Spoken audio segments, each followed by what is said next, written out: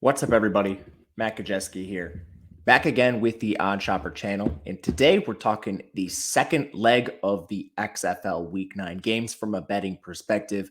Before we get started, make sure to hit that thumbs up button, subscribe to the channel, and hit the notification bell so you know when this and all other content goes live. We are brought to you today by Bet365, and they have a phenomenal deal for you guys. This is available to new users, but you're going to click the link in the video description below. Make your first deposit, bet $1 on any market of your choosing, and you are automatically going to get $200 in the form of bonus bets right into your account. Don't have to win a wager. This is literally just $200 straight into the account in the form of bonus bets. The legal age for gambling in most states is 21 plus. If you or someone you know has a gambling problem, please call or text 1-800-GAMBLER. This is only available in New Jersey, Colorado, Ohio, and Virginia. And maybe you want to take a look at some of these bets. We're going to be talking XFL Sunday slate, and this kicks off with Arlington taking on DC. This is just straight up one of the more lopsided games we've seen all year. Right up there with like DC facing Orlando. I think that one was north of 10, but this one comes in at 8.5 points. DC's favored by that much. The total's 42. And straight up, right away, I think if you're playing something on the spread, it's DC or pass. But I do think there's some value towards the under, and we'll talk about that specifically. Right now, you look at Arlington, it's tough to really be positive with this team. This team is last in plays per game. They're last in points scored. You look on the other side, DC's first in both of those categories. Right away, it stands out as something, a game that DC should probably run away with. But when we actually dig into the defensive side of the ball, Arlington's not terrible over here. They just really struggle to score. They actually have a pretty good run defense. They're first in yards per attempt allowed, which in a good way. I mean, they're allowing the fewest yards per attempt is what I'm trying to say here.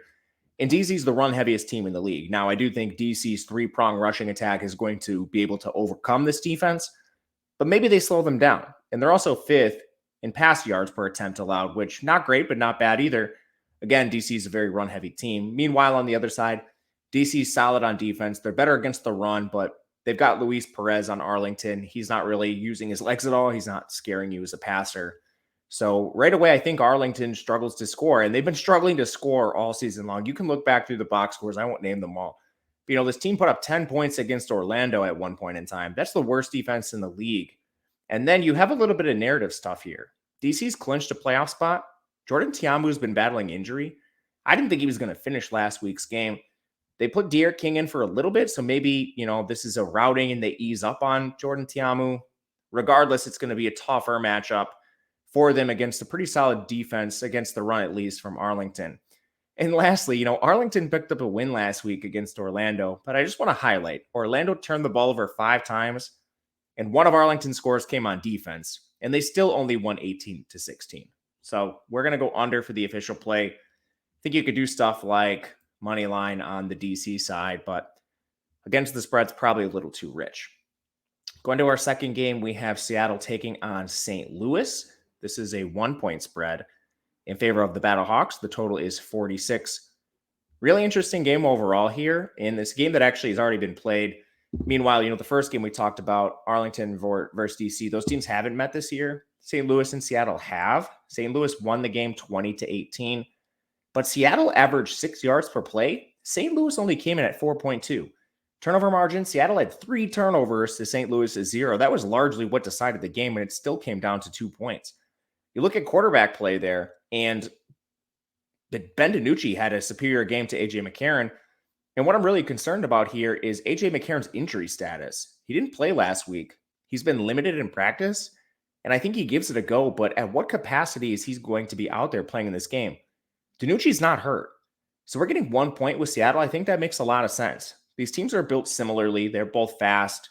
At least Seattle is for the most part. St. Louis has slowed down quite a bit, but 2 teams that are pass heavy. Seattle's first. St. Louis is 4th in pass rate. These teams are 3rd and 4th in points scored. Seattle scored 185. St. Louis has scored 184. So 2 pretty good offenses. And they're both solid at defending the pass on the other side. St. Louis is number 1 pass defense in the XFL. Seattle's 2nd. And both of these quarterbacks had, I guess we'll call it, below average games when they met. Both were held below 200 yards. But still, DiNucci runs, McCarron doesn't. McCarron's dealing with the injury. I know Seattle is the away team here technically, but I think they do still hold advantages over St. Louis. Particularly, they won a lot of the box score facets we saw in their first matchup, but didn't come away with the box score win. So we'll back Seattle +1, +1.5 if you can find it to close this out. That'll do it for us today. Let me know in the comment section what you think of these plays. If you're with me, against me, I'd love to hear it. Reach out on Twitter if you'd like. I'm at Matt_Gajewski. We'll be back next week for the season finale, the regular season finale. Make sure to check that out. And until then, good luck.